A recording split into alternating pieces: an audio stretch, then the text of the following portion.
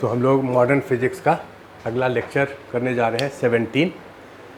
इसके पिछले लेक्चर में आपको न्यूक्लियर फोर्सेस के बारे में बताए थे। इसमें हम लोग पढ़ रहे हैं न्यूक्लियर रिएक्शन।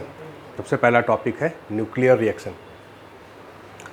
ये सपोज करो कोई एक न्यूक्लियस है और ये एक पार्टिकल है। इस पार्टिकल को हम लोग प्रोजेक्टाइल कहते हैं। इसको कहते हैं पेरेंट न्यूक्लियस।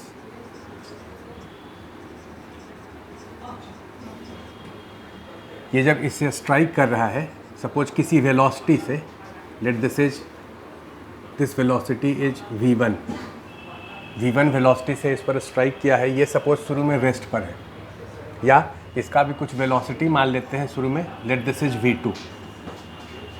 तो जब ये इससे स्ट्राइक करेगा तो स्ट्राइक करने के बाद ये न्यूक्लियस, एक या दो न्यूक्लियस बन सकता है, कोई पार्टिकल यहाँ से बाहर निकल सकता है। तो हम अभी लेट किए हैं कि ये न्यूक्लियस y है और एक पार्टिकल निकला है बाहर जिसको अल्फ़ा पार्टिकल कह रहे हैं।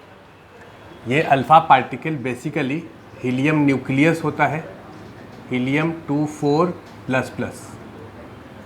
और ये जो न्यूक्लियस है इसको डाउटर न्यूक्लियस कहते हैं।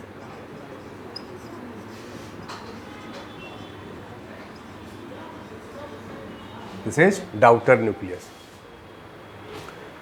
तो ये जो उसके साथ कुछ एनर्जी बाहर निकला है, दिस इज रेडिएशन एनर्जी।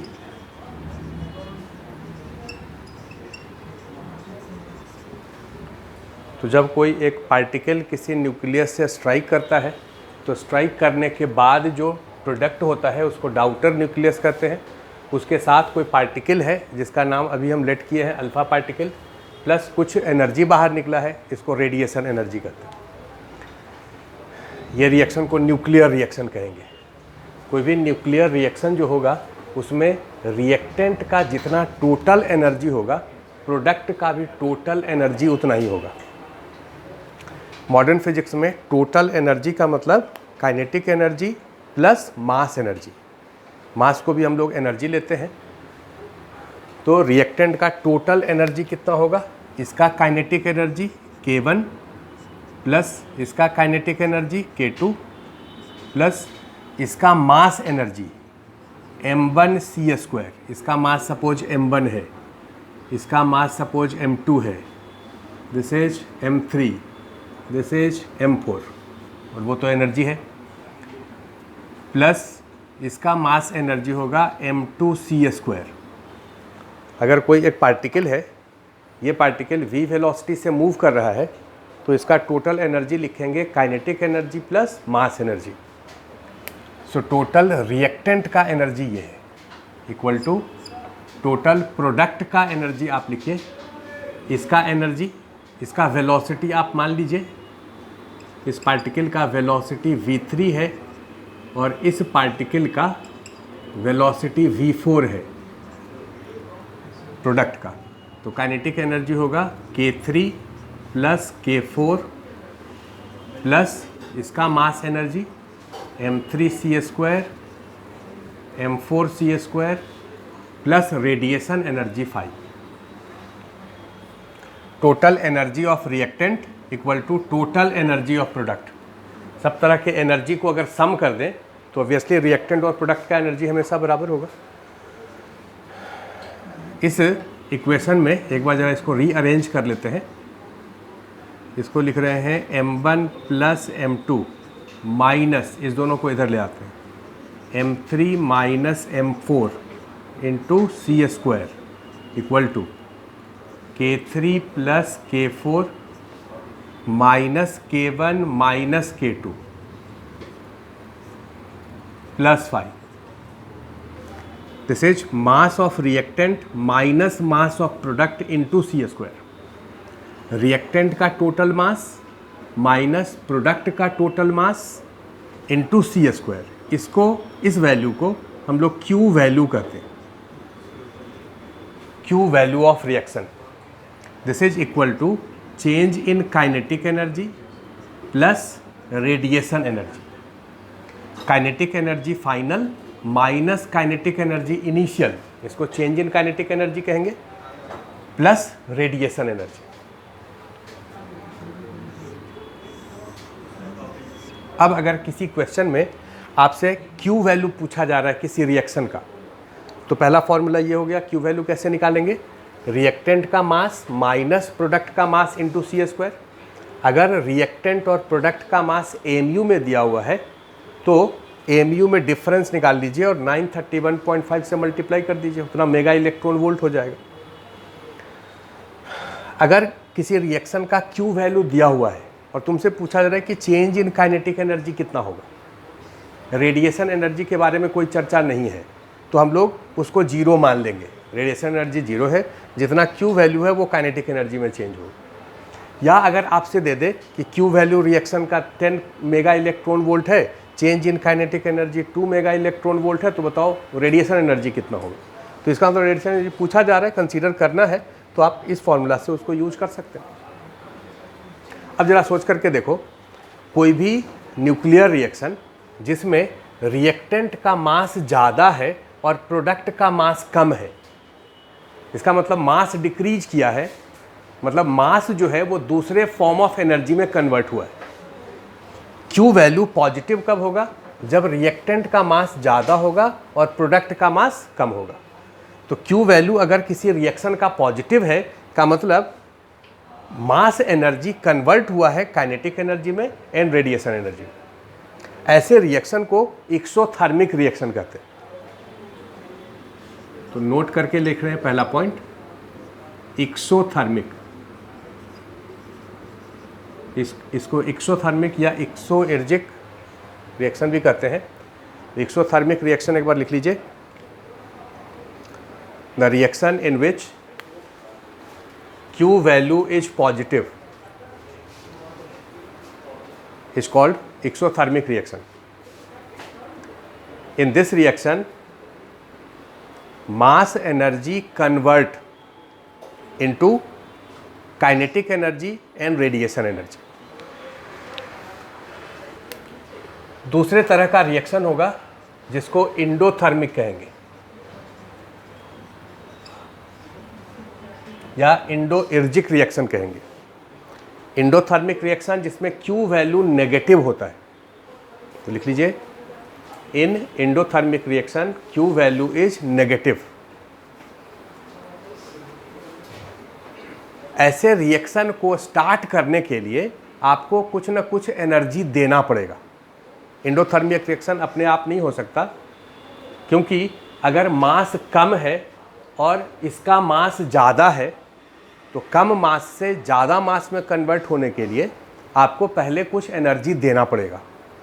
वो जो एनर्जी आप देते हैं उसको थ्रेशोल्ड एनर्जी कहते हैं। इसको हम लोग ETH लिखते हैं। तो लिख लो थ्रेशोल्ड एनर्जी का definition, the minimum energy given to an endothermic reaction, minimum energy given to an endothermic reaction for its start is called threshold energy. इस threshold energy का वैल्यू कितना होता है, ये होता है minus Q value into 1 plus M1 by M2, minus Q value into 1 plus M1 by M2। मतलब जितना Q वैल्यू होगा, चूंकि इंडोथर्मिक रिएक्शन का Q वैल्यू नेगेटिव होगा, तो उसके पहले अगर माइनस लगा देंगे तो ये पॉजिटिव हो गया। इस Q वैल्यू से थोड़ा सा ज़्यादा एनर्जी देना पड़ेगा।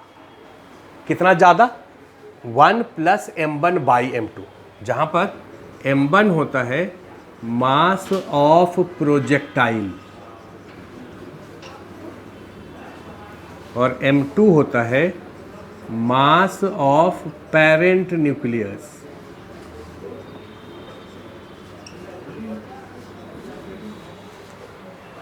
आप ध्यान से देखिए कि ये मास दोनों मिला करके सपोज करो 8 kg है और इसका मास 10 kg है, तो कितना एनर्जी इसको दें, 2 kg मास के करस्पॉन्डिंग अगर एनर्जी देंगे तो ये रिएक्शन नहीं होगा, उससे थोड़ा सा ज़्यादा देना पड़ेगा।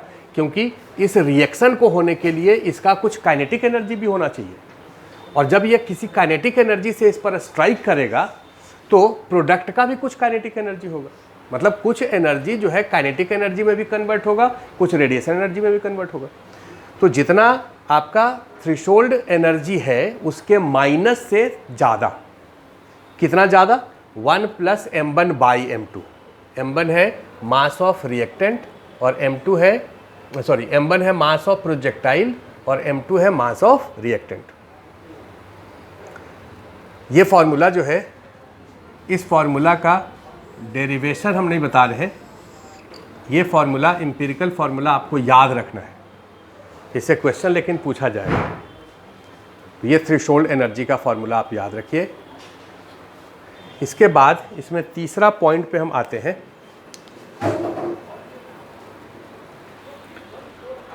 तो एंडोथर्मिक रिएक्शन का थ्रेशोल्ड एनर्जी कितना होता है, ये फॉर्मूला हम लोगों को याद रखना है। इसके आगे अगले पॉइंट पर आते हैं हम लोग। उस पॉइंट को अभी पहले समझ लेते हैं, उसके बाद उसको लिखेंगे। पॉइंट ये है कि कोई भी न्यूक्लियर रिएक्शन जो होगा उसमें रिएक्टेंट और प्रोडक्ट का atomic number and mass number same होगा। Atomic number and mass number same होगा। जैसे जो रिएक्टेंट है उसमें सपोज ये न्यूट्रॉन है, न्यूट्रॉन का एटॉमिक नंबर 0 होता है और मास नंबर 1 होता है।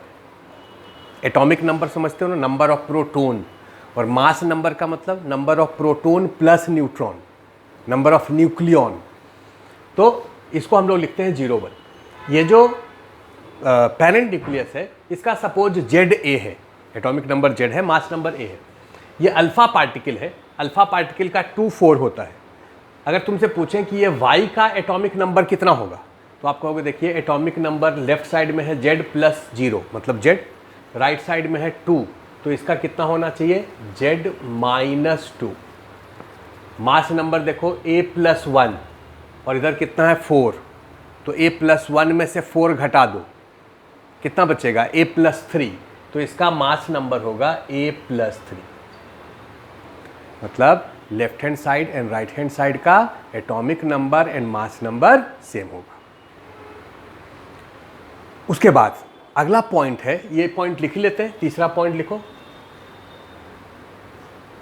In nuclear reaction atomic number of reactant and product will be same, mass number of reactant and product will be same. इसके बाद अगला पॉइंट है, चौथा पॉइंट, कि रिएक्टेंट का मोमेंटम और प्रोडक्ट का मोमेंटम सेम रहेगा, मोमेंटम कंजर्व रहेगा। ये तो ऑब्वियस सी बात है, ये तो मैकेनिक्स का बात है कि अगर कोई पार्टिकल दूसरे पार्टिकल से स्ट्राइक किया है, अगर हम इसी को सिस्टम केवल ले रहे हैं तो ये इससे स्ट्राइक किया है तो फोर्स इंटरनल फोर्स होगा, एक दूसरे पर जो फोर्स लगाएगा, तो फोर्स एक्सटर्नल फोर्सेस पर नहीं है, तो प्रोडक्ट का मोमेंटम और रिएक्टेंट का मोमेंटम सेम होगा, मतलब मोमेंटम कंजर्व रहेगा। और एंगुलर मोमेंटम भी कंजर्व रहेगा। एंगुलर मोमेंटम का मतलब जैसे ये पार्टिकल इससे स्ट्राइक किया, अब ये पार्टिकल ऐसे सीधा जा कर के भी स्ट्राइक कर सकता है या घूमते हुए भी स्ट्राइक कर सकता है। तो अगर घूमते हुए स्ट्राइक कर रहा है तो कुछ एंगुलर मोमेंटम उसके पास है, तो प्रोडक्ट का भी एंगुलर मोमेंटम कंजर्व रहेगा, क्योंकि इस पूरे सिस्टम पर कोई भी एक्सटर्नल टॉर्क नहीं लग रहा है। तो चौथा पॉइंट लिख लीजिए, linear momentum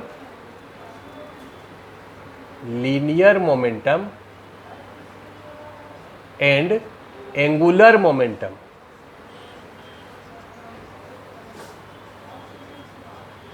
of reactant and product remain conserved. Linear and angular momentum of reactant and product remain conserved. तो लीनियर एंगुलर मोमेंटम कंजर्व रहेगा। उसके बाद एनर्जी के बारे में तो आप यहाँ लिख ही लिए। तो न्यूक्लियर रिएक्शन के बारे में ये था।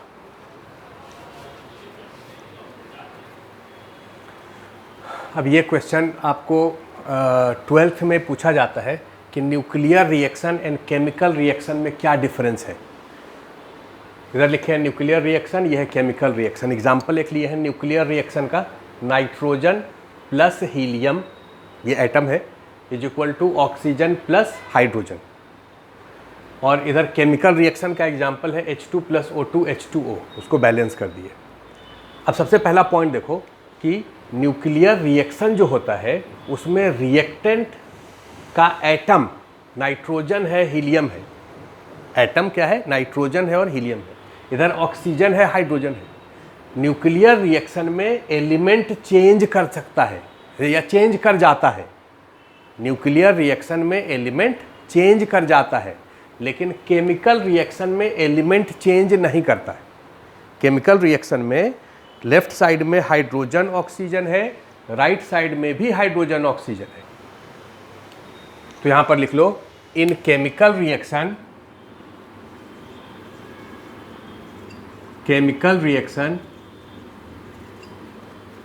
No new element form, no new element form, whereas in nuclear reaction new element form. In nuclear reaction new element form. दूसरा पॉइंट है कि जब आप केमिकल रिएक्शन को बैलेंस करते हैं तो कैसे करते हैं? लेफ्ट साइड में जितना एटम है राइट साइड में उतना ही एटम होना चाहिए। इधर 4 हाइड्रोजन एटम है, इधर भी 4 हाइड्रोजन है, इधर 2 ऑक्सीजन है, इधर भी 2 ऑक्सीजन। लेकिन जब केमिकल न्यूक्लियर रिएक्शन को बैलेंस करते हो तो लेफ्ट साइड का Z और राइट साइड का Z बराबर होना चाहिए। लेफ्ट साइड का A और राइट साइड का A बराबर होना चाहिए। तो दूसरा पॉइंट लिख लीजिए, इन केमिकल रिएक्शन, इसको लिख लो, in chemical reaction atom on both side is balanced. और इसमें क्या है? दोनों साइड में A एंड Z बैलेंस होता है। In nuclear reaction A and Z are balanced. तीसरा इंपॉर्टेंट डिफरेंस है कि न्यूक्लियर रिएक्शन में जो एनर्जी एक्सचेंज होता है, एक्सचेंज करने का मतलब अगर एक्सोथर्मिक है तो निकलेगा, एंडोथर्मिक है तो लेगा। तो न्यूक्लियर रिएक्शन में जो एनर्जी एक्सचेंज होता है वो मेगा इलेक्ट्रॉन वोल्ट के फॉर्म में होता है, जबकि केमिकल रिएक्शन में जो एनर्जी एक्सचेंज होता है वो इलेक्ट्रॉन वोल्ट के फॉर्म में होता है। मतलब इसमें कम एनर्जी इन्वॉल्व होता है और इसमें ज़्यादा एनर्जी इन्वॉल्व होता है। देखो, इन chemical reaction energy exchanged, in chemical reaction energy exchanged is small.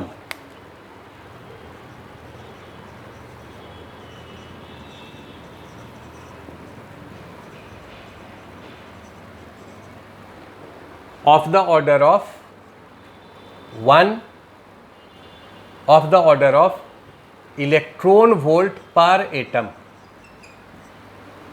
और यहां पर large energy exchanged,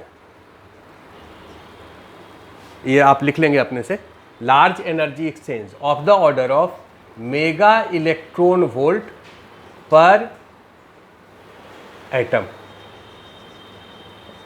mega electron volt पर एटम। तो ये दोनों के बीच में डिफरेंस है। ये 3 डिफरेंस आप लिख देंगे, 2 या 3 नंबर का सवाल है। तो अगला टॉपिक हम लोग लिख रहे हैं रेडियो एक्टिविटी। रेडियो एक्टिविटी क्यों होता है ये बात डिस्कस पहले कर चुके हैं कि रेडियो एक्टिविटी जो है वो हेवी एलिमेंट ही शो करता है। हेवी एलिमेंट जिसका Z का वैल्यू ज़्यादा होता है, A का वैल्यू ज़्यादा होता है। Light element radio activity show नहीं करता है। इसका कारण आपको बताए थे बाइंडिंग एनर्जी पर न्यूक्लियन वाले टॉपिक में। आपको ये कहे थे कि जो हेवी न्यूक्लियस होता है उसमें A का वैल्यू ज़्यादा होता है, और जब A का वैल्यू ज़्यादा होगा तो इसका साइज बड़ा होगा, और बड़ा साइज होने के कारण इसका बाइंडिंग एनर्जी पर न्यूक्लियन कम होता है। तो ये हेवी न्यूक्लियस ब्रेक होकर के मॉडरेट न्यूक्लियस में कन्वर्ट होना चाहता है, जिससे कि इसका स्टेबिलिटी बढ़ जाए, क्योंकि मॉडरेट न्यूक्लियस का बाइंडिंग एनर्जी पर न्यूक्लियन ज़्यादा होता है। एक तो इस तरीके से एक्सप्लेन किए थे एनर्जी बेसिस पर, दूसरा फोर्स बेसिस पर एक्सप्लेन किए थे कि अगर कोई भी पेरीफेरी पर प्रोटॉन है तो इस प्रोटॉन, ये जो प्रोटॉन है, इस प्रोटॉन का ये प्रोटॉन से तो अट्रैक्शन होगा, लेकिन दूर वाले प्रोटॉन से रिपल्सन होगा, क्योंकि nuclear force short range force है।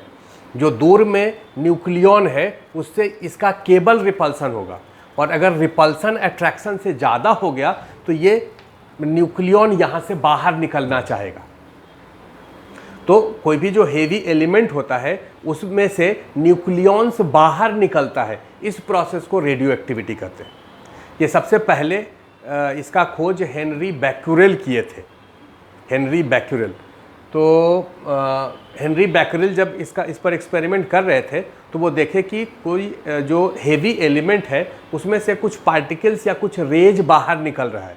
तो शुरू में उनको पता नहीं था कि ये रेज कौन सा है, इसलिए, या पार्टिकल कौन सा है, इसलिए उसका वो नाम रख दिए। लेकिन बाद में फिर पता चला कि वो जो पार्टिकल है वो क्या है। तो रेडियो एक्टिविटी में जो पार्टिकल निकलता है, जो डीके होता है, वो 3 तरीके से होता है। पहला होता है अल्फा डीके, दूसरा है बीटा डीके, और तीसरा है गामा डीके। शुरू में उनको पता नहीं था, इसलिए अल्फा बीटा गामा वो लेट कर लिए। भाई हम लोग एक्स वाई जेड लेट करते हैं, अल्फा बीटा गामा लेट करते हैं किसी नॉन क्वांटिटी को, तो उनको शुरू में पता नहीं था, इसलिए अल्फा बीटा और गामा लेटर से वो इसको लिख दिए।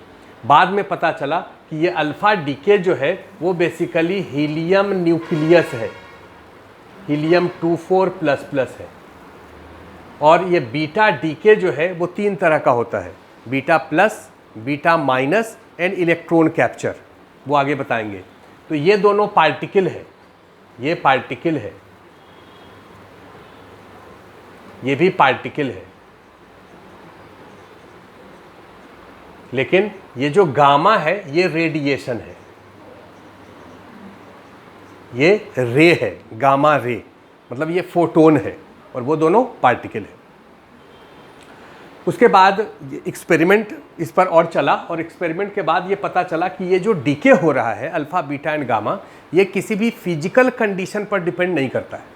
फिजिकल कंडीशन का मतलब अगर हम इसके टेम्परेचर को बढ़ा दें, जैसे एक कंटेनर है उसमें यूरेनियम रख दिए, यूरेनियम रेडियो एक्टिव एलिमेंट है, यूरेनियम 92 235 रख दिए, और उसके टेम्परेचर को बढ़ाए, तो टेम्परेचर के बढ़ाने से रेट ऑफ डीके चेंज नहीं करता है, या प्रेशर को चेंज करने से, या एटमॉस्फेरिक कंडीशन को चेंज करने से, मतलब फिजिकल कंडीशन इसको कहते हैं।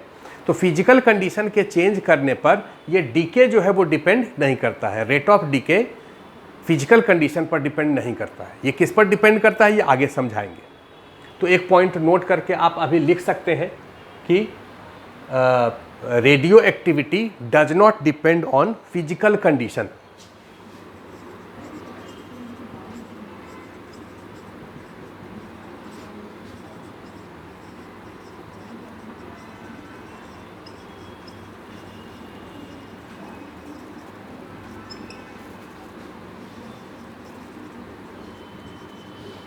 जैसे तुमसे अगर क्वेश्चन पूछें कि कोई एक एलिमेंट है उसका टेम्परेचर को बढ़ा दिए तो रेडियो एक्टिविटी पर क्या इफेक्ट पड़ेगा, कहोगे नो इफेक्ट। प्रेशर चेंज कर दिए तो क्या इफेक्ट पड़ेगा, कहोगे नो इफेक्ट, क्योंकि फिजिकल कंडीशन पर रेडियो एक्टिविटी का कोई इफेक्ट नहीं होता। अब उसके बाद सबसे पहले आ जाइए अल्फा डीके। पहला पॉइंट है अल्फा डीके, इसके बारे में हम लोग पढ़ते हैं। अल्फा डीके जो होता है उसमें न्यूक्लियस के अंदर, इसको मिटा रहे हैं,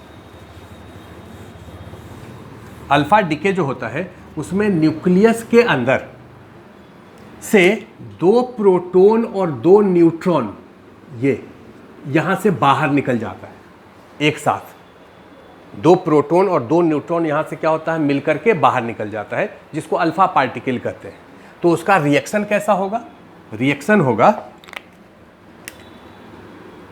XZA, ये पेरेंट न्यूक्लियस है, ये वाला, ये कन्वर्ट होगा डाउटर न्यूक्लियस में, plus alpha particle. Alpha particle क्या होता है? 2,4। इसको हम लोग शुरू में पता नहीं था, इसलिए इसको अल्फा पार्टिकल कहा गया। बाद में पता चला कि ये हीलियम न्यूक्लियस है, प्लस कुछ एनर्जी बाहर निकलेगा, रेडिएशन एनर्जी। अब ये तो एनर्जी है, इसका ए और जेड थोड़े होगा, ए और जेड तो पार्टिकल का होगा। अब न्यूक्लियर रिएक्शन का कंडीशन क्या है कि लेफ्ट साइड राइट साइड का ए और जेड बराबर होता है। तो ये जो डाउटर न्यूक्लियस है इसका जेड कितना होगा? जेड -2 और ए -4। मतलब अब जो इसमें रिमेनिंग बच जाएगा उसका Z 2 घट जाएगा और A 4 घट जाएगा। अब इसमें न्यूमेरिकल अगर हम इसको इस तरह से बनाएं कि भाई सपोज करो ये शुरू में रुका हुआ था, ये शुरू में स्टेशनरी था और यहाँ से ये पार्टिकल यहाँ से बाहर निकला, तो रिमेनिंग जो बच जाएगा डाउटर न्यूक्लियस वो अपोजिट डायरेक्शन में मूव करेगा। ये वाला पार्टिकल जिसको हम रेड से घेरे हैं, ये वाला पार्टिकल ये अगर इधर निकला है तो जो रिमेनिंग बच गया, ये जो रिमेनिंग बच गया है वो इधर के तरफ मूव करेगा विथ सम वेलोसिटी, क्योंकि मोमेंटम तो कंजर्व रहेगा। ये जो वेलोसिटी है इसको हम v अल्फा कह देते हैं और इसके वेलोसिटी को v d कह देते हैं। इसको कहते हैं डाउटर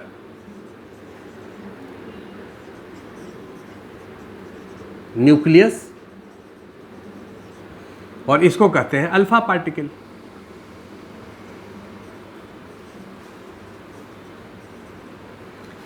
तो इसका वेलोसिटी इतना हो गया।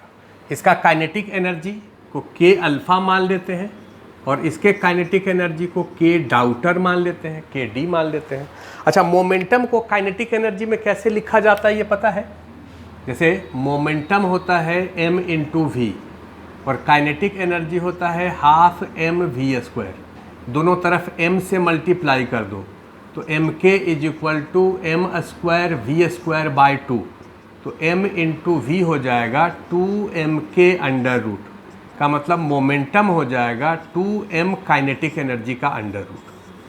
ये बात आपको शायद पहले से पता होगा। तो इस रिएक्शन में अगर हम ये कहें कि इस रिएक्शन का Q वैल्यू अगर दिया हुआ है तो इसका और इसका काइनेटिक एनर्जी कितना होगा?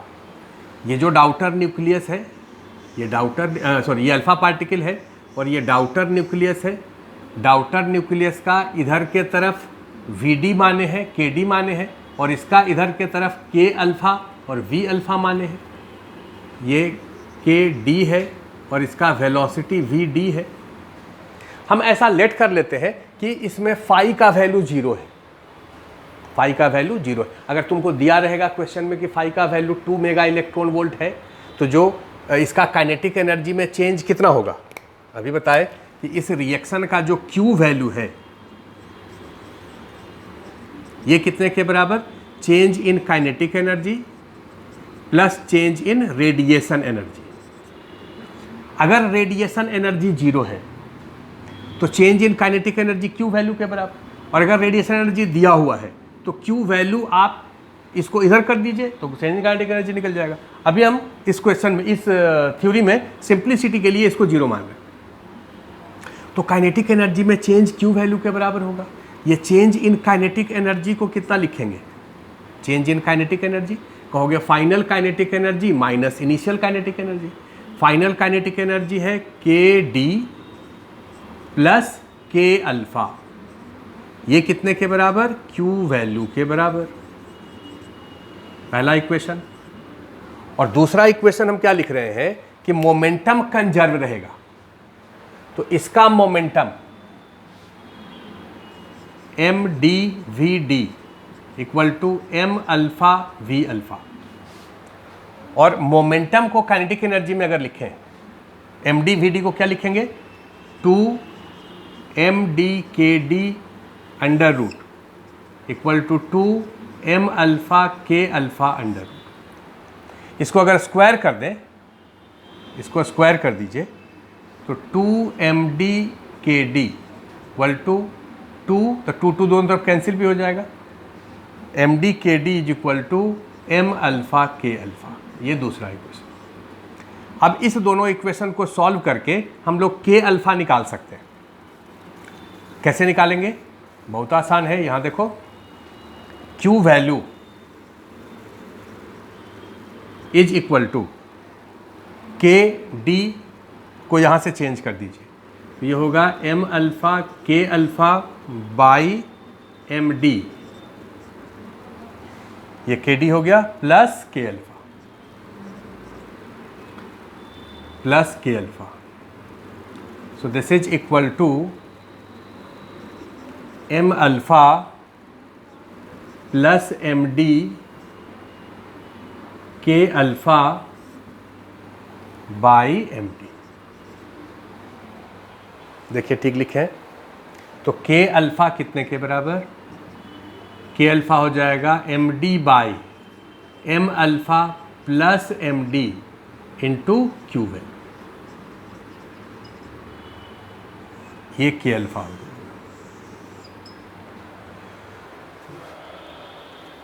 एक लाइन और लिखने का मन कर रहा है, यहाँ तक पहले लिखो।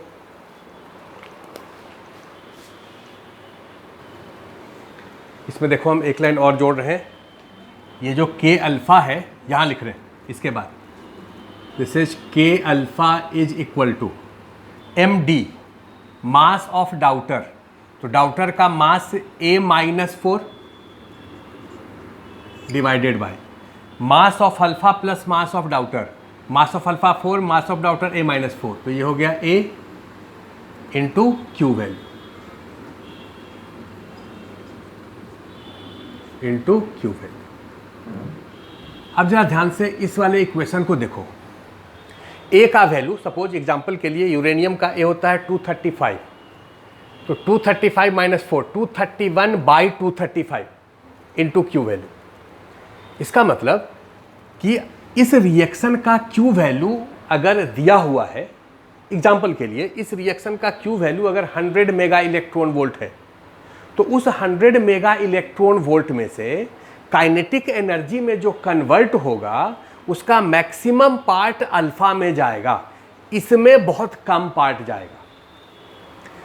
अगर इसका Q value 100 mega electron volt है और सपोज करो रेडिएशन एनर्जी 0 है, रेडिएशन एनर्जी सपोज करो 0 है, तो वो सब 100 मेगा इलेक्ट्रॉन वोल्ट इसके और इसके काइनेटिक एनर्जी में जाएगा। अब इसका काइनेटिक एनर्जी और इसका काइनेटिक एनर्जी क्या बराबर होगा? नहीं, इसका काइनेटिक एनर्जी बहुत ज़्यादा होगा इसके रिस्पेक्ट में। कितना होगा? इसका काइनेटिक एनर्जी लिखेंगे तो ये होगा 231 बाई 235 इंटू 100, और इसका कितना होगा? तो टोटल में से इसका सब्ट्रैक्ट कर दीजिए। तो जो भी क्यू वैल्यू है उसका मैक्सिमम पार्ट जो है वो लाइटर पार्टिकल में कन्वर्ट होता है। ये बात आप आगे से डायरेक्ट यूज कर सकते हैं कि अल्फा पार्टिकल अगर है तो क्यू वैल्यू का मैक्सिमम पार्ट किस में जाएगा, अल्फा पार्टिकल में कि डाउटर न्यूक्लियस में? तो आंसर है अल्फा पार्टिकल। सपोज इसी में अल्फा पार्टिकल से भी कोई और स्मॉल न्यूक्लियस निकला, जैसे बीटा पार्टिकल और स्मॉल होता है, तो बीटा पार्टिकल जब निकलेगा तो उसका काइनेटिक एनर्जी में और ज़्यादा कन्वर्जन होगा, परसेंटेज कन्वर्जन उससे इससे भी ज़्यादा होगा। जैसे जैसे पार्टिकल लाइटर होता जाएगा वैसे वैसे क्यू वैल्यू का मैक्सिमम पार्ट उसमें कन्वर्ट होगा। ये हम इस कैलकुलेशन से आपको समझाए, इसको नोट करके लिखिए कि maximum part of Q value, maximum part of Q value will convert as kinetic energy of lighter particle in reactant. Lighter particle in reactant. इसके बाद अगला डीके है जिसको कहते हैं बीटा डीके। बीटा डीके 3 तरह का होता है, beta minus decay, beta plus decay and electron capture. शुरू में पता नहीं था, लेकिन ये बीटा माइनस जो है पार्टिकल है और ये पार्टिकल बाद में पता चला कि इलेक्ट्रॉन है। इलेक्ट्रॉन का एटॉमिक नंबर -1 और मास नंबर 0। ये beta plus decay, beta plus एक पार्टिकल है जिसको पॉजिट्रॉन कहते हैं। पॉजिट्रॉन का एटॉमिक नंबर 1, +1 लिखें या 1 लिखें, बात एक ही है, और इसका मास नंबर 0। ये जो पॉजिट्रॉन है, दिस इज पॉजिट्रॉन। ये पॉजिट्रॉन को नेगेटिव इलेक्ट्रॉन भी कहते हैं, नेगेटिव इलेक्ट्रॉन। इसका मास इलेक्ट्रॉन के बराबर होता है, लेकिन चार्ज प्रोटॉन के बराबर होता है। इलेक्ट्रॉन पर चार्ज प्रोटॉन के अपोजिट होता है, तो इलेक्ट्रॉन का नेगेटिव का मतलब उसको पॉजिट्रॉन कहेंगे। और ये इलेक्ट्रॉन के बारे में तो आपको पता है ही। ये जो पॉजिट्रॉन है और ये जो इलेक्ट्रॉन है, ये इलेक्ट्रॉन का डीके न्यूक्लियस से होता है। ये बात बड़ा सुनने में अजीब लगता है कि भाई न्यूक्लियस के अंदर तो केवल न्यूक्लियॉन होता है, तो फिर इलेक्ट्रॉन कहाँ से आ गया? लेकिन इसमें होता क्या है, इस बात को ज़रा समझने का कोशिश करते हैं। तो सबसे पहले हम लोग बीटा माइनस डीके के बारे में पढ़ रहे हैं। बीटा माइनस डीके में ये ए कर देते हैं।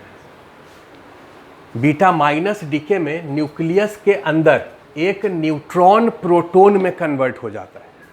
न्यूट्रॉन 0 1 ये कन्वर्ट होता है एक प्रोटॉन में, प्रोटॉन 1 1 प्लस एक पार्टिकल निकलता है जिसको इलेक्ट्रॉन कहते हैं, -1 0 प्लस एक पार्टिकल और निकलता है जिसको एंटी न्यूट्रिनो कहते हैं। This is called what? Anti neutrino, anti neutrino. ये बीटा माइनस है या इलेक्ट्रॉन है और ये प्रोटॉन है। आप इस रिएक्शन में देखिए, लेफ्ट साइड और राइट साइड का ए एंड जेड बैलेंस है। इसका ए का वैल्यू 1 है, इधर भी 1 है, जेड का वैल्यू 0 है, इधर भी 0 है। ये जो पार्टिकल है ये chargeless and almost massless particle है। तो न्यूक्लियस के अंदर एक न्यूट्रॉन प्रोटॉन में कन्वर्ट होता है। जब एक न्यूट्रॉन प्रोटॉन में कन्वर्ट होगा तो न्यूट्रॉन का मास ज़्यादा है, प्रोटॉन का मास कम है। तो ऐसा हो सकता है कि एक बड़ा मास छोटे मास में कन्वर्ट हो जाए, कुछ एनर्जी बाहर निकाल दे। ये रिएक्शन स्पॉन्टेनियस है। स्पॉन्टेनियस का मतलब ऐसा रिएक्शन जो अपने आप होता है। जब ऐसा रिएक्शन न्यूक्लियस के अंदर होगा तो ये एलिमेंट कैसे चेंज करेगा? ये एलिमेंट सपोज करो XZA है, पेरेंट न्यूक्लियस, ये कन्वर्ट होगा Y में, प्लस ये इलेक्ट्रॉन बाहर निकला -1 0 प्लस एक पार्टिकल बाहर निकला एंटी न्यूट्रिनो, प्लस कुछ एनर्जी बाहर निकला जिसको रेडिएशन एनर्जी कहेंगे। This is radiation energy.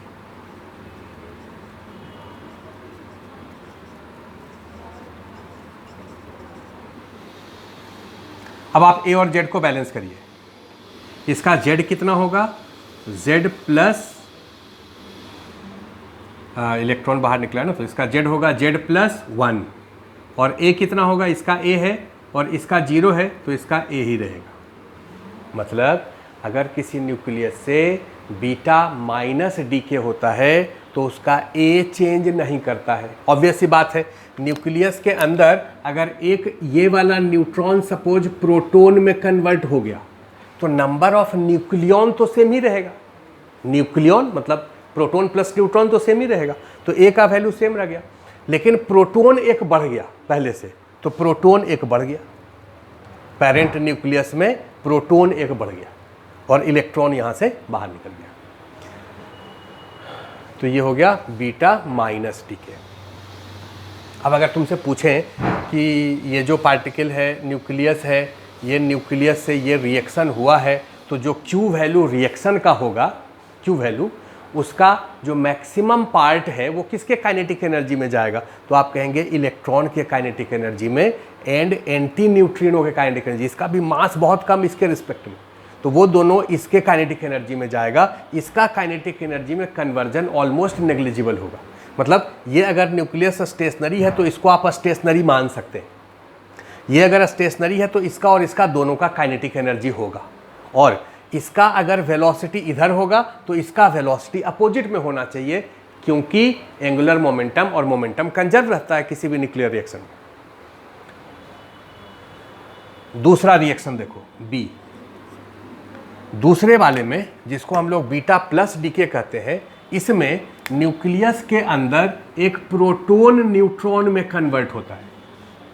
क्या होता है? एक प्रोटॉन न्यूट्रॉन में कन्वर्ट होता है। ये प्रोटॉन सपोज न्यूट्रॉन में कन्वर्ट हो गया तो रिएक्शन कैसा होगा? प्रोटॉन 1 1 ये कन्वर्ट हो गया न्यूट्रॉन 0 1 प्लस एक पार्टिकल बाहर निकला। अब पार्टिकल को आप ऐसे सोचना है कि ए और जेड को बैलेंस करना है, तो यहाँ 1 है तो यहाँ होगा E + 1 0। अब देखो जेड बराबर ए बराबर प्लस एक पार्टिकल बाहर निकला जिसको न्यूट्रिनो कहते हैं। इसको क्या कहते हैं? Neutrino. Neutrino NEU, this is NEUTRINO, neutrino. Plus इसके साथ कुछ एनर्जी बाहर निकला, ये फाई, यहां भी एनर्जी आप फाई ले लीजिए। ऐसा रिएक्शन इसके अंदर हुआ। अब सवाल ये है कि सर प्रोटॉन न्यूट्रॉन में कन्वर्ट हुआ, प्रोटॉन का मास कम है, न्यूट्रॉन का मास ज़्यादा है, तो प्रोटॉन न्यूट्रॉन में कब कन्वर्ट होगा? जब आप कुछ एनर्जी देंगे। कम मास से ज़्यादा मास में कन्वर्जन कब होगा? जब आप इसको कुछ एनर्जी देंगे। तो ये रिएक्शन स्पॉन्टेनियस नहीं है, not a spontaneous.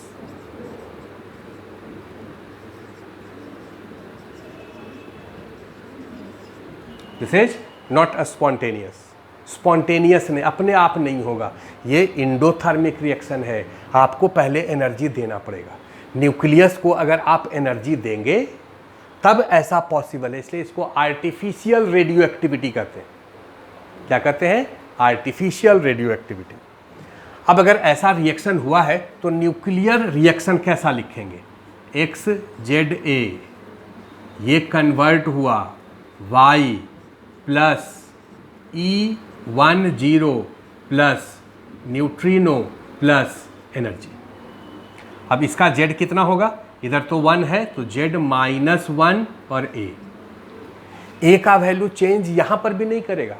Beta decay जब होता है तो A चेंज नहीं करता है, तो A का वैल्यू यहाँ भी चेंज नहीं किया, लेकिन Z का वैल्यू 1 घट जाएगा।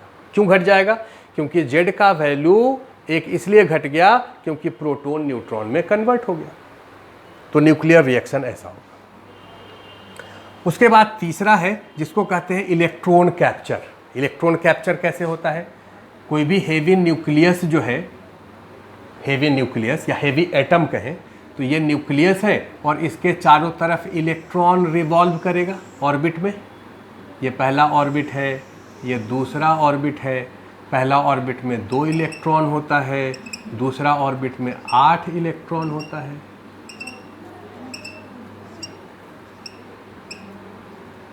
उसी तरह से 18 इलेक्ट्रॉन होता है।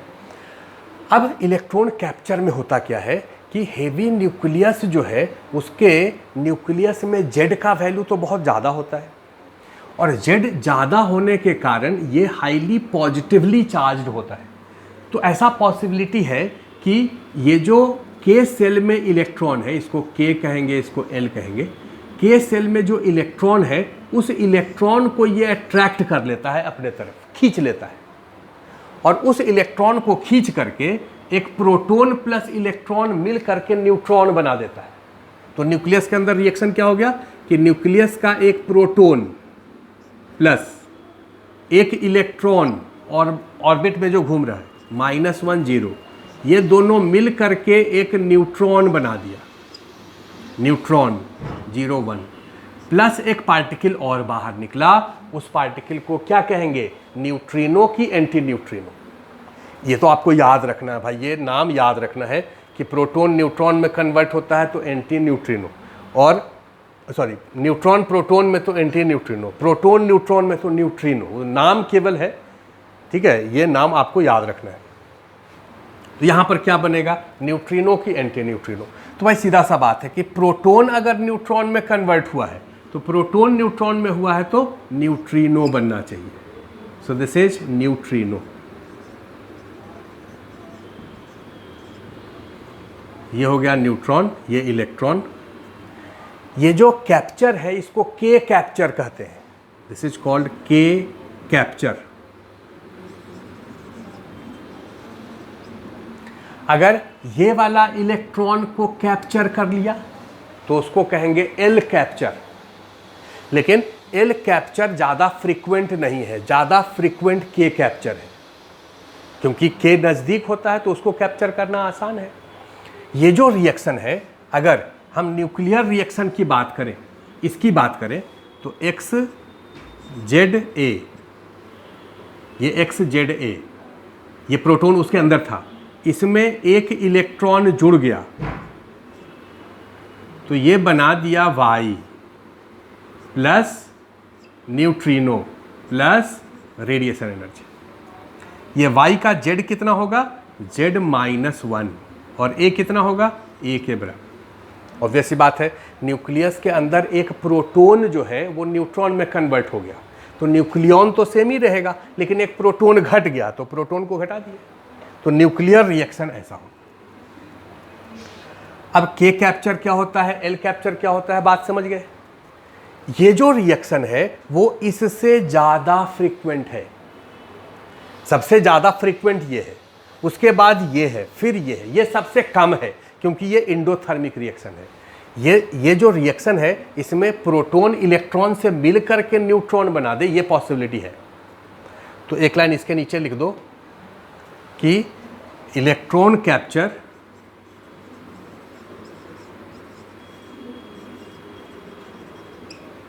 Is more frequent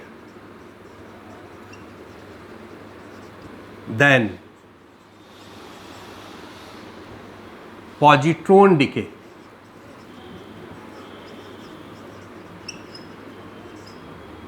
electron capture is more frequent than positron decay. So एक पॉइंट नोट करके लिखना है, न्यूट्रिनो हाइपोथेसिस। न्यूट्रिनो हाइपोथेसिस जो है, न्यूट्रिनो हाइपोथेसिस में हम लोग इस बात को समझ सकते हैं कि न्यूट्रिनो जो पार्टिकल, शुरू में ऐसा लेट नहीं किया गया था लेकिन बाद में लेट किया गया कि एक और पार्टिकल निकलता है इलेक्ट्रॉन के साथ, जिसको न्यूट्रिनो कहते हैं, जिसका कि मास बहुत कम होता है और ये चार्जलेस पार्टिकल है। तो ये पार्टिकल क्यों निकलता है? तो जैसे जो न्यूक्लियस है, इस न्यूक्लियस के अंदर अगर एक न्यूट्रॉन प्रोटॉन में कन्वर्ट हुआ तो यहाँ से इलेक्ट्रॉन बाहर निकला, इलेक्ट्रॉन बाहर निकला, और यहाँ से एक पार्टिकल और बाहर निकला जिसको हम लोग एंटी न्यूट्रिनो कहें। ये जो एंटी न्यूट्रिनो है इसका कॉन्सेप्ट इसलिए आया क्योंकि न्यूक्लियर रिएक्शन में रिएक्टेंट और प्रोडक्ट का जो मोमेंटम है वो कंजर्व रहता है और एंगुलर मोमेंटम कंजर्व रहता है। ये जो इलेक्ट्रॉन बाहर निकला है, जब इलेक्ट्रॉन बाहर निकला है तो ये अगर सपोज क्लॉकवाइज डायरेक्शन में रोटेट कर रहा है, क्योंकि जो इलेक्ट्रॉन निकलता है वो रोटेट करता हुआ बाहर निकलता है, तो रोटेट अगर क्लॉकवाइज डायरेक्शन में कर रहा है तो ये जो पार्टिकल है इसका रोटेशन एंटी क्लॉकवाइज डायरेक्शन में होगा, so that angular momentum conserve रहेगा। आपको अभी समझाया कि ये जो न्यूक्लियस है, न्यूक्लियस स्टेशनरी है, डाउटर न्यूक्लियस भी स्टेशनरी है, तो जो भी एनर्जी है वो इसमें और इसमें जाएगा, ठीक है। तो ये जो रिएक्शन अभी लिखे थे कि एक्स जेड ए, ये कन्वर्ट हुआ y plus electron plus antineutrino plus energy. ये जो इलेक्ट्रॉन है, ये दोनों पार्टिकल बाहर निकला है, तो ये पार्टिकल और ये पार्टिकल दोनों बाहर निकला है, इसका इनिशियल मोमेंटम इसका जीरो है, इसका भी जीरो है। तो ये अगर किसी वेलोसिटी से निकला है तो उतना ही वेलोसिटी से अपोजिट डायरेक्शन में एक और पार्टिकल निकलेगा जो कि इसके मोमेंटम को बैलेंस करेगा। साथ साथ ये अगर क्लॉकवाइज डायरेक्शन में निकला है तो ये एंटी क्लॉकवाइज डायरेक्शन में निकलेगा, मतलब एंगुलर मोमेंटम बैलेंस करेगा। तो ये न्यूट्रिनो का कॉन्सेप्ट जो आया है या एंटी न्यूट्रिनो का, ये linear momentum and angular momentum को बैलेंस करता है। तो लिख लीजिए, neutrino and anti neutrino balance linear and angular momentum.